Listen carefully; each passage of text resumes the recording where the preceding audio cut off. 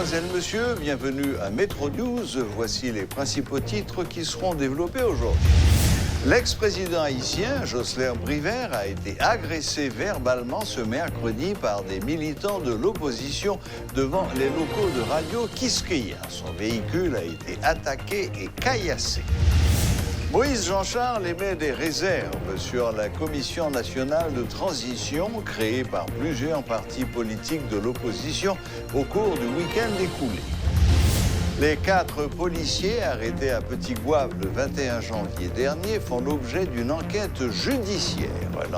L'annonce en a été faite ce mercredi par le porte-parole de la police, Gary Desrosiers.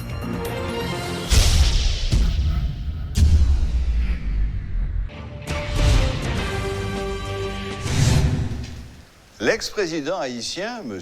Jocelyn Privert, a été agressé mercredi par des militants de l'opposition devant les locaux de Radio Quisqueya.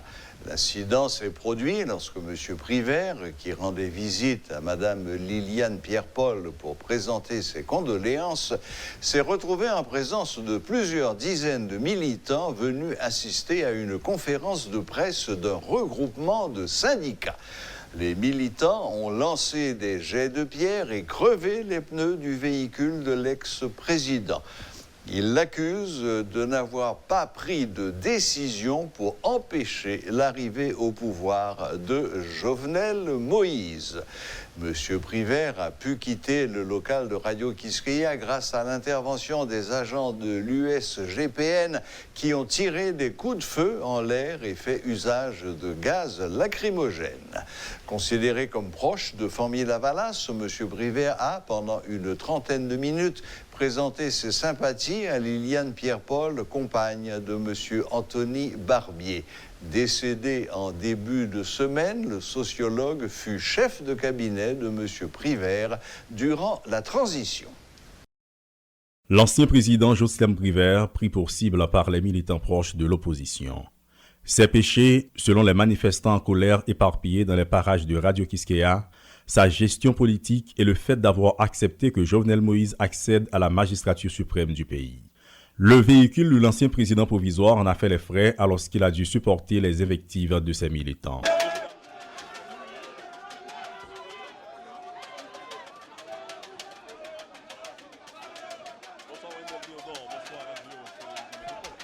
Je suis venu rendre une visite de deuil, donc de sympathie, a confié l'ancien président Jocelyn Privert à Radio Métropole alors qu'il était enfermé dans les locaux de Radio Quisqueya, incapable de quitter les lieux, menacé par les militants très remontés. Jusqu'à ce que des agents de l'unité de sécurité du Palais national se mêlent de la partie.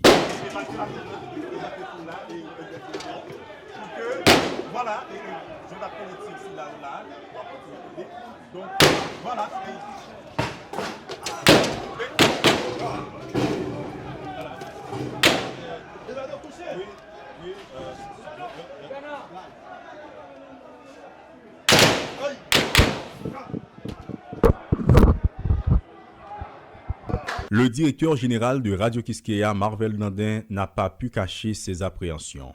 Donnant ses premières impressions sur l'incident, il fustige et qualifie. En fait, ça arrive à son bail scandaleux et qui est incroyable tout, parce que là où il y a des gens mourir, n'importe qui est capable de venir rendre visite.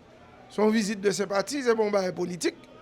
Et n'importe qui dans la société qui estime pour une raison ou pour l'autre, il est capable de venir présenter Liliane sympathie. Donc c'est avec bras ouverts, on n'a pas accueilli. Si on discute politique à moun, on appelle l'autre cadre. Mais ça c'est basique, c'est élémentaire. Dans la culture, dans la règle de fonctionnement en société. Donc moi-même pas avec quoi tout à fait. C'est des militants et qui bataillent pour la démocratie qui fait ça. Le sénateur Denel Kassi, présent sur les lieux pour sympathiser lui aussi avec la journaliste Liliane Pierre-Paul et participer à une conférence de presse de l'opposition, a également déploré les faits. Sur quelle que soit façade, ou bien quel que soit angle, que nous avons considéré ça qui passé, nous devons condamner. Soit on manque de maturité, soit on manque de responsabilité de la part des gens qui créent l'événement. Et nous-mêmes au niveau directoire secteur démocratique là, nous-mêmes au niveau comité de mobilisation pour respect de la Constitution, nous condamnons ce qui passe et nous souhaitons que ça ne pas répéter encore. C'est pour ça que nous décidé de reporter la conférence. Rappelons-le, les militants ayant agressé l'ancien président Jocelyn Privert étaient venus appuyer des membres de l'opposition qui avaient programmé une conférence de presse sur la grande mobilisation devant conduire au départ du chef de l'État au plus tard ce 7 février.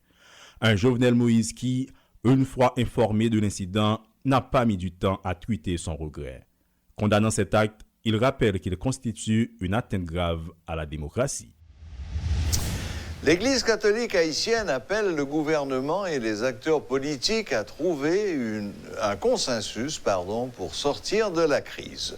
Monseigneur Joubert Mazil, porte-parole de la conférence épiscopale, a fait valoir que le consensus doit être obtenu par le dialogue. Les évêques ont assuré que personne n'est au-dessus de la loi et expliquent que le chef de l'État doit appliquer les mêmes dispositions constitutionnelles qui avaient permis de constater la fin du mandat des 2/3 du Sénat. Suivez ces explications. Quand on cherche un consensus, on n'a pas la solution avant.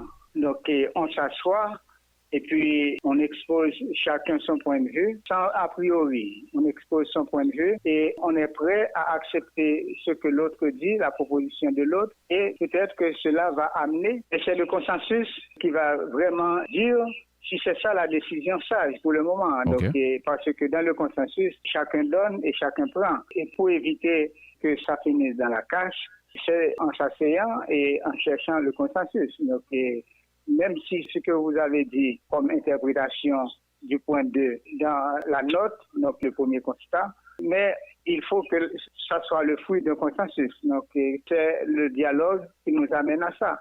Comme ça, ça va bien se passer, sans la casse, sans la vengeance, sans la haine. C'est très difficile et très hypothétique parce que les positions sont arrêtées. Donc, chacun campe sur sa position et pense qu'il a raison et c'est dommage. Donc, nous devons jusqu'au bout offrir les bons offices, chacun dans sa sphère d'action, pour éviter que ça finisse dans la catastrophe, que ça finisse dans la cache générale. Donc, il faut le prévenir. Nous voyons arriver la catastrophe annoncée. Donc, il faut tout faire pour empêcher que ça n'arrive. L'Église ne peut pas aller plus loin que ce que les citoyens veulent. Donc, si l'Église invite au dialogue, invite au consensus, si on ne répond pas, l'Église ne peut pas se mettre comme un professeur avec un fouet, avec une rigoise, à obliger les gens à s'asseoir et à décider. L'Église ne s'est pas prononcée sur départ et transition de façon directe, parce que ça, c'est l'affaire des protagonistes dans la crise. C'est l'affaire des acteurs politiques et la population qui garantit la légitimité d'un pouvoir politique. L'Église continue à se fier à la bonne intention de ceux qui sont dans la lutte politique, donc pouvoir et opposition, et aussi à la sagesse de la population pour trouver la bonne solution. Nous continuons à appeler à la conscience de tous pour protéger ce qui peut être protégé et sauvé, Haïti comme terre pour ses fils. Le leader de Petite-Dessalines, Moïse Jean-Charles, émet des doutes sur la Commission nationale de transition créée par plusieurs partis de l'opposition au cours du week-end écoulé. La mise en place d'un gouvernement de transition est nécessaire, rappelle-t-il, afin de prendre en main le pays après le 7 février. Toutefois, la logique « chacun va tirer son profit » ne passera pas, insiste l'ancien sénateur du Nord. La mobilisation sera relancée dès ce jeudi 5 février à travers les 10 départements du pays, indique l'ancien parlementaire. Suivez ce reportage de Rudolphe Pierre-Louis.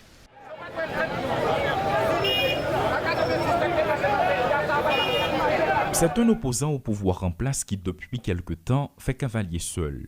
Moïse Jean-Charles aime cette position d'électron libre tout en poursuivant ses ambitions politiques. Se rangeant aux côtés de la population, le numéro 1 de Petite-Dessalines se montre lucide par rapport aux besoins des citoyens dans ce contexte de crise. Débat Jovenel. 2. Population besoin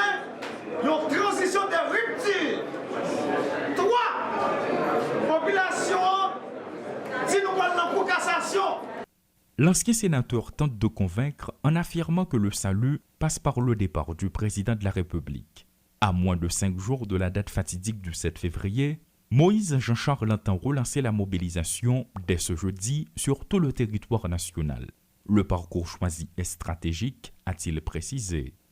Laissez mobilisation générale, mais nous-mêmes, nous avons une manifestation spéciale. Général Bataille, route aéroport pour aller devant l'ambassade américaine. Après ça, les 6, mobilisation dans tout le pays, manifestation, barricade. Ou pas ouais 5-6 qui va nous magnifier sur route aéroport. Un autre aspect qui semble préoccuper l'opposant, c'est l'accord de transition signé ce week-end par plusieurs partis politiques sous le feu des projecteurs. Étrangement, Petite Dessalines l'a également paraphé, bien que Moïse Jean-Charles ait brillé par son absence. Ce qui explique que l'ancien sénateur se permette quelques critiques contre la Commission nationale de transition. Ça que les CNT, Commission nationale de transition, qui parle de 15 personnes, sont danger dans la négociation. Si nous mettons 15 personnes, chaque bourgeois prend 2 ans, l'ambassadeur prend 4 ans. Et il y a 3 qui restent. Et puis, vote fait, qui nous choisi, on encore qui parle de système. Tout au long de son intervention, Moïse Jean-Charles n'a pas manqué l'occasion de lancer des messages voilés. L'ancien parlementaire s'est gardé de révéler les personnalités auxquelles il adresse ses critiques, mais ses propos sont loin d'être élogieux. S'agit-il des autres membres de l'opposition ou ceux du régime en place? Seul l'homme politique sait à qui il envoie ses avertissements. Depuis là, nous fait décoller avec l'autre monde qui est en opposition. Mais nous disons, binga, Petite Dessalines, avec en haut, avec en bas. Et ça n'a pas dit, n'a pas de problème, mais son premier avertissement. L'ancien sénateur du Nord n'entend pas transiger sur le 7 février. C'était prévisible. Comme en face, le chef de l'État non plus n'entend pas évoluer concernant la durée de son mandat. Dans ce contexte, que nous reste-t-il à espérer? Paul Léel et Rudolf Pierre-Louis pour Télé Métropole. Le dossier des 4 policiers arrêtés le 21 janvier dernier à Petit-Goâve fait à présent l'objet d'une enquête judiciaire. L'annonce en a été faite par le porte-parole de la police, Gary Desrosiers. Il a fait remarquer que pour le moment, les policiers concernés sont passés de mesures conservatoires à l'isolement. Nous songeons, policiers Sayo, c'est Beauplan Becker, 26e promotion, qui est affecté dans le marché Salomon. Concernant tout, Zidore David, 27 ans, qui était affecté les mêmes dans Udmo, Port-de-Paix, et policier Joseph Eddie Venson, 28e promotion, qui est affecté Canapé Vert, et concernant tout l'autre ancien policier Saatou, et qui était en instance de renvoi au niveau de la police, qui c'est bon Fritz Jean Elifet, qui était fait partie 24e promotion la police là. N'a dit, à part que l'inspection générale lui-même a mené enquête administrative au niveau 3 premiers non policiers que nous sommes dit là, pour le moment, il y a un isolement, il y a des mesures conservatoires, mais pour le moment, il y a un isolement. Il y a tout DCPJ qui ouvre enquête judiciaire concernant 3 policiers. À part que M2.3 Amio, il y a 2 fusils, je crois, et M4, côté que des gens qui falsifiés. Là, il y a automatiquement en détention illégale d'armes à feu. Et j'en nous dis, nous pas approfondi pour le bon solide parce qu'il y a une inspection générale qui lui-même enquête très avancée. C'est certain que dans le prochain point de presse au niveau de l'inspection générale, il y a plus de détails, mais ça vient faire tout que les CPJ automatiquement ouvrent enquête et sur 3 policiers sérieux, également l'autre policier qui était en instance de renvoi.